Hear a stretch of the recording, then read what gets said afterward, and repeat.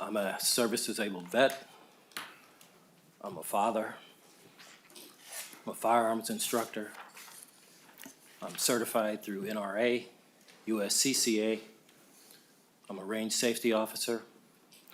I also am certified to train other instructors.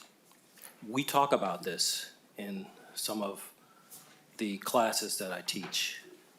I've also worked for Homeland Security, as well as currently I work with an executive protection firm.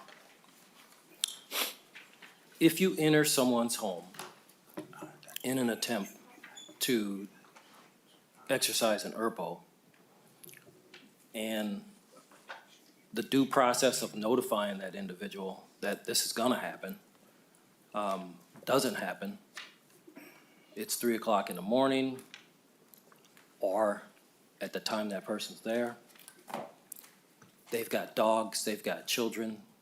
Law enforcement has no responsibility for the damage they do to that person's home, devaluing their property.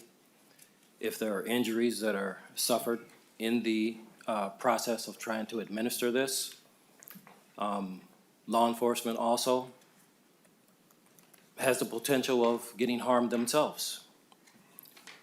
My case in point, I've had neighbors that did not like the fact that I did not want them petting my dogs. I have very large dogs. They're pedigree dogs.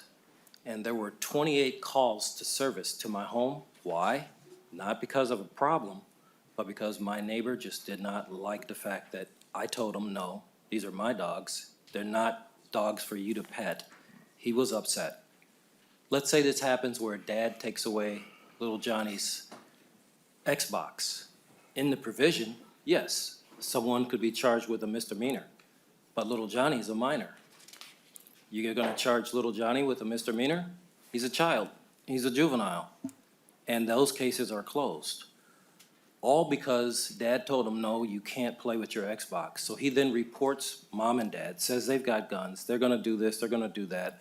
Law enforcement goes out, kicks in the door, and now we've got a mess of unconsequences that no one thought of here. I want you to really consider what could happen, not what you want to happen, but what could happen. Because there's always the little thing that you didn't think about that pops up. So with that in mind, really consider what could happen and think about our vets, particularly the vets that have been overseas, that have gone through stuff that people may not like them having guns and report them because of a bad situation where a romantic situation did not work out. Just think about that.